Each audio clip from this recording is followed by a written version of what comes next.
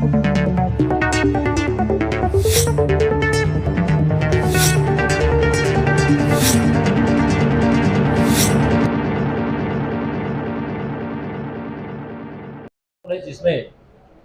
हमारे पार्टी के भी, सरकार के भी और लोकसभा और विधानसभा के प्रतिनिधि के रूप में यहाँ सभी सम्मानित हमारे प्रभारी मंत्री जसवंत सैनी जी, हमारे दूसरे मंत्रिपरिषद के साथी हमारे कृष्णपाल मलिक जी, हमारे लोकप्रिय सांसद आदरणीय डॉक्टर सतपाल जी, हमारे क्षेत्रीय अध्यक्ष सत्येंद्र सिसोदिया जी, हमारे विधायक आदरणीय योगेश धामा जी, हमारे जिला अध्यक्ष और जिला प्रभारी और यहाँ सब लोगों की उपस्थिति में आज की बैठक में जो पहला हमारा लक्ष्य है एक ही है कि हमें जिले के अंदर डबल इंजन सरकार के माध्यम से जो गरीब कल्याण की योजनाएं हैं, किसानों के उत्थान की योजनाएं हैं, महिला सशक्तिकरण की योजनाएं हैं, उनको सर्वोच्च प्राथमिकता प्रदान करते हुए सभी विभाग निचले स्तर तक पहुंचाने का काम करेंगे और कोई लीकेज यानी जैसे भ्रष्टाचार मुक्त भारत, भ्रष्टाचार मुक्त उत्तर प्रदेश, वैसे भ्रष्टाचार मुक्त बागपत, यह एक लक्ष्य निर्धारित किया गया। और इसके क्रम में आज जहां हम लोगों ने जल जीवन मिशन के माध्यम से जो हर घर नल से जल पहुंचाने की बहुत ही महत्वाकांक्षी योजना चल रही है, उसके लिए जनपद के 20% ग्राम सभाओं में स्थलीय निरीक्षण करने के लिए जिला स्तर के अधिकारी की अगुवाई में टीम जाएगी। पाइपलाइन 1 मीटर नीचे पड़ी कि नहीं पड़ी, पाइपलाइन डालने के बाद आवागमन के योग्य रास्ता बनाया गया कि नहीं बनाया गया, यह सब देख करके उसकी रिपोर्ट भेजने का काम करेंगे। गन्ना किसान हमारी प्राथमिकता है, क्योंकि गन्ना किसानों का भुगतान किसी भी प्रकार का बकाया है तो उसको जो कड़े से कड़े, बड़े से बड़े कदम उठाना पड़ेगा वो उठाएंगे, लेकिन गन्ना किसानों का जो भुगतान का समय निर्धारित है, समय से भुगतान हो, यह भी कहा गया। कोरी समाज का जो प्रमाण पत्र बनाने की जिले के अंदर बहुत समस्याएं आती थी, आज स्पष्ट निर्देश दिया गया है कि उस प्रमाण पत्र को बनाने के मामले में कोई भी दिक्कत है तो उसे दूर करें और प्रमाण पत्र प्राथमिकता के आधार पर बनाएं। हमारे जो नलकूप के चलाने वाले किसान हैं, जिनके बिजली के कनेक्शन हैं, उसको लेकर के एक दुविधा बनी रहती थी। नलकूप के कनेक्शन धारक जो किसान हैं उनको 1 अप्रैल 2023 से बिल का भुगतान नहीं करना। बिल आ रहा है, बिल आएगा, मीटर लगाया जा रहा है, मीटर लगेगा, लेकिन उनके बिल का भुगतान सरकार अपने बजट के माध्यम से करेगी। न तो बिजली बिल बकाये के कारण कोई कनेक्शन काटा जाएगा, कुछ लोगों काटे जाने की शिकायत थी। आज सख्त निर्देश दिए हैं कि अविलंब उनको जोड़ने का काम किया जाए। ट्रांसफार्मर जल जाता है तो उसको बदलने का काम किया जाए और किसी किसान का कनेक्शन नहीं काटा जाए। या बिल जा रहा है वो जाएगा, क्योंकि उस बिल के आधार पर ही विद्युत वितरण कॉर्पोरेशन जो है उसका भुगतान सरकार के माध्यम से होना है। इसलिए कोई किसान मैं आप सबके माध्यम से कहना चाहता हूँ कि इस बात को लेकर के चिंतित ना हो कि उनको बिल आ रहा है या उनके यहाँ मीटर लग रहा है। बिल भी आएगा, मीटर भी लगेगा, तो भुगतान उसका सरकार करने जाए। दूसरा, जनपद के अंदर बाढ़ के समय कुछ नुकसान हुआ, उसका पूरा सर्वेक्षण करके बिना देरी किए जो किसानों को मुआवजा वितरित करना है, पीड़ितों को मुआवजा वितरित करना है, वो मुआवजा वितरित करने के लिए भी निर्देशित किया गया है। एक हमारे जनप्रतिनिधिगण का व्हाट्सएप ग्रुप बनाने के लिए मैंने निर्देश दिया, जिसमें जो समस्या जनता से जुड़ी हुई आती उस ग्रुप में उस समस्या का समयबद्ध तरीके से समाधान करके संबंधित विभाग का अधिकारी अवगत कराने का यह भी काम करेगा, यह भी निर्देश दिया गया। जनपद में बड़े पैमाने पर जो पशुचर भूमि, गोचर भूमि, वह 100 हेक्टेयर से अधिक है, उसमें बड़ी संख्या में भूमाफियाओं ने कब्जा करके रखा। स्पष्ट निर्देश है कि उसका चिन्हीकरण करें, नाप करें। कोई भूमाफिया ने कब्जा करके रखा है तो विधिक प्रक्रिया अपना करके उसको खाली कराने का काम करें। लेकिन अगर गरीब ने कोई कब्जा किया है तो पहले उसके लिए वैकल्पिक व्यवस्था करें, अर्थात गरीब को छेड़े नहीं, भूमाफिया को छोड़े नहीं। ये सरकार की मंशा के अनुरूप कार्रवाई करने का जिला प्रशासन को निर्देश दिया गया है। आयुष्मान भारत योजना के अंतर्गत बड़े तेजी से अभियान चल रहा है, जिसमें आयुष्मान भारत कार्ड बनाए जा रहे हैं, जिसमें 5 लाख रुपए तक का परिवार को इलाज कराने की सुविधा है। कुछ शिकायतें आई हैं, उनका समाधान सरकार के स्तर पर हम लोग करने का काम कर रहे हैं। जिले के अंदर विभागीय बजट हर विभाग का बजट होता है, किस विभाग ने बजट का सही उपयोग करके समयबद्ध तरीके से खर्च करने का काम किया है, उसकी समीक्षा करके रिपोर्ट हमने भेजने को निर्देशित किया है। बहुत सारे अधिकारी अच्छे अधिकारी हैं, कुछ नवाचार किए, उनकी नवाचार की रिपोर्ट भी जोड़ने और जो प्रतिभाशाली अधिकारी हैं उनकी प्रतिभा अलग अलग क्षेत्र में अलग अलग प्रकार की है। विभाग उनके पास कोई भी होगा, लेकिन जनपद के सर्वांगीण विकास में अगर वो अपनी कोई भूमिका अदा कर सकते हैं तो अदा करें। यह भी आज मैंने यहाँ पर निर्देश दिया है। और भाजपा का कार्यकर्ता, मैं बहुत स्पष्ट कहता हूँ, भारतीय जनता पार्टी का कार्यकर्ता 100 में से 99% कभी कोई गलत काम नहीं कहता। कोई अधिकारी, कोई कर्मचारी, भाजपा का चाहे बूथ अध्यक्ष भी आता है, चाहे जिला अध्यक्ष है, चाहे अन्य कोई पदाधिकारी है, वह भारतीय जनता पार्टी की सरकार बनाने वाला है। और अगर भाजपा की डबल इंजन की सरकार है तो सम्मान के साथ उसकी बातों को सुनना, उसकी समस्या का समाधान करना, यह स्पष्ट अधिकारियों को निर्देश है। कुछ कार्यकर्ताओं ने शिकायत की थी, इसलिए ये मैंने निर्देश दिया है। और हम 2024 का जो लोकसभा चुनाव है, उस चुनाव के दृष्टिकोण से हम लोगों ने तय किया है कि जिसे हमने 2014 के लोकसभा चुनाव, जब सपा की सरकार थी प्रदेश में, 73 लोकसभा की सीटें हमने जीती।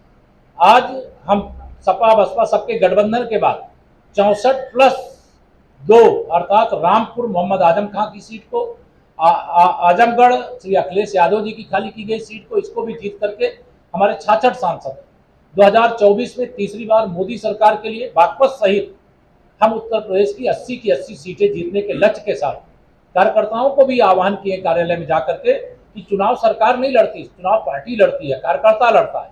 और डबल इंजन सरकार की उपलब्धियों के आधार पर, संगठन के काम के आधार पर, और हमें पूरा विश्वास है कि हम एक ऐतिहासिक विजय 2024 में प्रदेश में भी प्राप्त करेंगे, देश में भी प्राप्त करेंगे, और पूरे विश्व में जो देश का मान बढ़ा है माननीय प्रधानमंत्री मोदी जी के नेतृत्व में बढ़ा।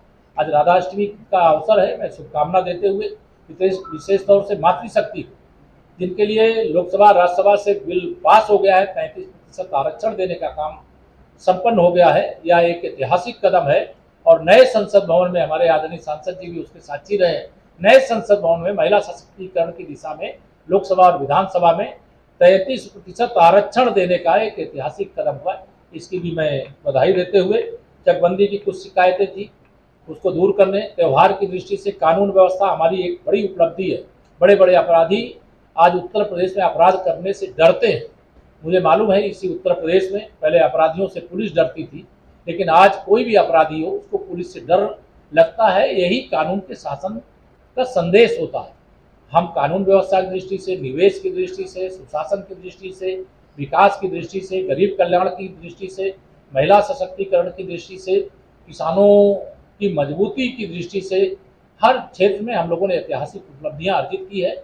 और मुझे पूरा विश्वास है कि आने वाले समय में ऐसे तमाम जो मामले हैं उनमें हम लोग और सफलता प्राप्त करेंगे। और माननीय प्रधानमंत्री जी के भ्रष्टाचार भारत छोड़ो, तुष्टीकरण भारत छोड़ो, परिवारवाद भारत छोड़ो, इस मिशन को भी कामयाब बनाएंगे। मेरी ओर से इतना कहना है। बाकी बहुत डिटेल सूचना हमारे सूचना अधिकारी जिले के वो आपको प्रेस नोट के माध्यम से उपलब्ध करा देंगे, क्योंकि आपका अगर कोई क्वेश्चन हो तो आपसे। सर यहाँ पे आपने चाहे स्टेडियम हो, ITI हो, पुलिस हो, पर्यटन विभाग के गौशाला हो, सब में अभी निरीक्षण हुए, सब में गड़बड़ी की भ्रष्टाचार मिला है। देखिए, गड़बड़ी हम ये नहीं कह रहे खत्म हो गई, लेकिन अगर कोई गड़बड़ी करेगा तो वो बच नहीं पाएगा, उसे कोई बचा नहीं पाएगा, उसको कार्रवाई का सामना करना पड़ेगा।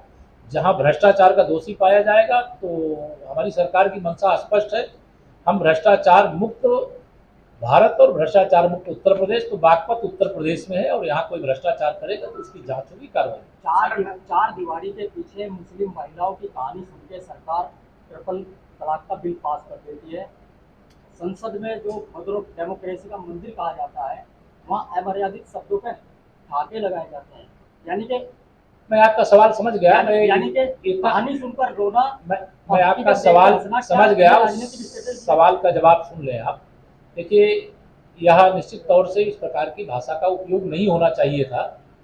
हमारे देश के रक्षा मंत्री और जो हमारे शीर्ष नेता हैं माननीय श्री राजनाथ सिंह जी ने संसद में ही उस पर खेद व्यक्त किया है। हमारे जो समय संचालन कर रहे थे सभा का, उनके निर्देश पर कार्रवाई से वह विषय निकाल दिया गया है।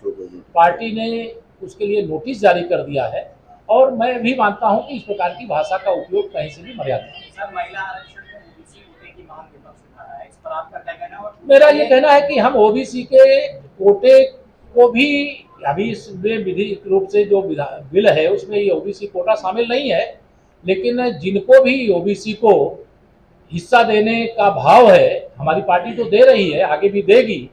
और जो दल इसकी मांग कर रहे हैं, पहले वह सबका साथ सबका विकास का भाव दिखाएं। हम तो लोकसभा में, विधानसभा में, विधान परिषद में जो ओबीसी का हिस्सा है वो दिए हैं और आगे जब भी कोई मौका आएगा, ओबीसी को 27% जो आरक्षण है अभी विधानसभा लोकसभा में नहीं लागू है, लेकिन जब मौका आएगा, ये हमारे इस लोगों को भरोसा है कि भाजपा ही 33% महिलाओं के आरक्षण को दे सकती है। कांग्रेस को किस मुंह से बात करेगी? मंडल आयोग की रिपोर्ट आके पड़ी हुई थी, उसे वो लागू करने से रोकने का पाप किए, काम किए। हमारी पार्टी पिछड़ों की, दलितों की, जनजातियों की, मतलब जो आदिवासी हैं, सबकी हित ऐसी, सबका साथ सबका विकास, अर्थात हमारी अगड़ा पिछड़ा अनुसूचित की त्रिवेणी अगर कोई पार्टी है तो वो भारतीय जनता पार्टी। सर, अखिलेश यादव ने कहा है कि इंडिया गठबंधन में कुछ देने आए हैं, लेने नहीं आए, क्या कहोगे? देखिए, इंडिया गठबंधन का न कोई वर्तमान है न कोई भविष्य है। वहाँ एक भ्रष्टाचार के दलदल में डूबे हुए दलों का एक समूह एकत्र है और वह सोचते हैं कि तीसरी बार मोदी सरकार बनने से रोक लेंगे। मैं जानता हूँ आप मेरे पत्रकार मित्र हो, कहना नहीं चाहिए लेकिन कह रहा हूँ, आप भी मोदी जी को देश का प्रधानमंत्री बनाने के लिए कमल को ही वोट दोगे। इस तरीके से सरकार, चाहे तो मुस्लिम हो चाहे हिंदू हो, महिलाओं के आरक्षण हो गया। अभी तो आरक्षण के बिना भी महिलाओं का प्रतिनिधित्व भाजपा ही सबसे अधिक दे रही है। अब जब आरक्षण हो गया तो 181 सीटें आरक्षित हो गई आज के 543 लोकसभा सीटों में से। सर, ऐसी चर्चा है कि पार्टी लोकसभा चुनाव में राज्य के मंत्रियों को भी टिकट दे सकती है, उसमें आप समेत आपके नाम की चर्चा है। सर, क्या? देखिए, मुझे नहीं मालूम है, अगर आपको मालूम है तो वो अलग बात है, लेकिन पार्टी के जो कार्यकर्ता होते हैं, पार्टी नेतृत्व कोई निर्णय करता है तो उस निर्णय के अनुसार पार्टी का कार्यकर्ता काम करता है। लेकिन अभी ऐसा कोई, ना तो मेरी जानकारी के हिसाब से ऐसी कोई ना योजना है और ना ऐसा कोई निर्णय है। जब लोकसभा के चुनाव, अभी तो हम लोग मध्य प्रदेश, राजस्थान, छत्तीसगढ़ तीनों चुनावों में व्यस्त हैं, तेलंगाना के चुनाव में, मिजोरम के चुनाव में व्यस्त हैं। आने वाले समय में जब लोकसभा के लिए तैयारी होगी तो आपको पिक्चर साफ होगी। अभी बहुत जल्दी हम 80 की 80 सीटें यूपी में जीतेंगे, ये आपको भरोसा दिला। सर, कभी साथ बातचीत चल रही है तो कहाँ तक सही है? देखिए, ये तो बसपा वाले बता सकते हैं, तो राष्ट्रीय लोकदल वाले बता सकते हैं। नहीं, भाजपा के साथ बातचीत चल रही है। देखिए, भारतीय जनता पार्टी की मेरी जानकारी के अनुसार हमारे राष्ट्रीय नेतृत्व से, चाहे बसपा के लोग हों, चाहे सपा के लोग हों, चाहे कांग्रेस के लोग हों, चाहे राष्ट्रीय लोकदल के लोग हों, चाहे किसी दल के लोग हों, कोई भी मिल सकता है। हमारी तरफ से किसी का कोई विरोध तो है नहीं है, लेकिन मिलेंगे और राष्ट्रीय नेतृत्व अगर उस पर विचार करेगा तो उस पर पार्टी का विचार, या जैसे अब कल जनता दल यस जो देवेगौड़ा जी की पार्टी है, अब भाजपा का कर्नाटक में समझौता पहले नहीं था, कल हुआ, एनडीए का हिस्सा बने, वो अलग बात है। पहले हमारे साथ स्वदेव भारतीय समाज पार्टी नहीं थी, अब एनडीए में फिर से वापस आई। वो तो समय परिस्थिति के अनुसार, और जो भाजपा परिवार से जुड़ना चाहता होगा, एनडीए में शामिल होना चाहता होगा, तो हमारे राष्ट्रीय नेतृत्व से बात करेंगे, वो केशव प्रसाद का विषय नहीं। सबके लिए दरवाजे खुले हुए हैं। नहीं, दरवाजे खुले हुए, राष्ट्रीय नेतृत्व उस पर विचार करेगा। आप भी आना चाहो तो आप भी आना। सर, बागपत में जो है आर्मी की भर्ती होनी थी, लेकिन कुछ अधिकारियों की वजह से आर्मी की भर्ती नहीं हो पाई, क्या कहोगे? नहीं, उसको देखेंगे, अगर कोई ऐसी प्रॉब्लम होगी उसको दूर करेंगे। देखिए, देश सामरिक रूप से आज के समय माननीय नरेंद्र मोदी जी के नेतृत्व में सामरिक दृष्टि से जितना सक्षम हिंदुस्तान आज है, इसके पहले कभी नहीं था। आज डंका बज रहा है भारत का दुनिया के अंदर। इसे कहीं पर भी कोई ऐसी समस्या है कि उसका समाधान निकालने के लिए डबल इंजन सरकार है, प्रदेश और देश। आप जिस तरीके से भ्रमण पे है पश्चिमी उत्तर प्रदेश में, 2024 का आगाज माना जाए? नहीं, ये आपको जानकारी के लिए बता दूं, हमारे माननीय प्रधानमंत्री जी के मार्गदर्शन में हमारे माननीय मुख्यमंत्री जी और हमारे दूसरे उप मुख्यमंत्री साथी और हम तीनों लोगों के जिम्मे 25-25 जिले ऐसे सघन प्रवास की दृष्टि से बांटे गए हैं, जिसमें पहले चरण का मेरा 25 जिला पूरा हो गया, ये दूसरे चरण का 25 जिला। चुनावी आगाज माना जाए? चुनावी आगाज तो हर समय, भाजपा तो हर समय चुनाव के लिए तैयार रहती है। बाकी हम तो सरकार में है, तो सरकार के नाते जनता की सेवा हमारी जिम्मेदारी है। सरकार की योजना जमीनी स्तर तक पहुंचे, उसमें कोई लीकेज ना हो, ये हमारा प्रयास है और उस प्रयास में हम सफल होंगे। आपने कहा था मुझे जानकारी मिली, उसमें सख्त कदम उठाने के लिए निर्देश दिया गया। कई बार होता है, लेकिन किसान के सम्मान के लिए, किसान की समस्या के समाधान के लिए हमारी सरकार की सर्वोच्च प्राथमिकता है और हम आपको विश्वास दिलाते हैं कि जो इन गन्ना किसानों का बकाया है जितनी जल्दी होगा भुगतान करेंगे। बहुत बहुत धन्यवाद। अपने आसपास की खबर देखने के लिए चैनल को लाइक व सब्सक्राइब जरूर करें और ज़्यादा से ज़्यादा वीडियो को शेयर भी करें।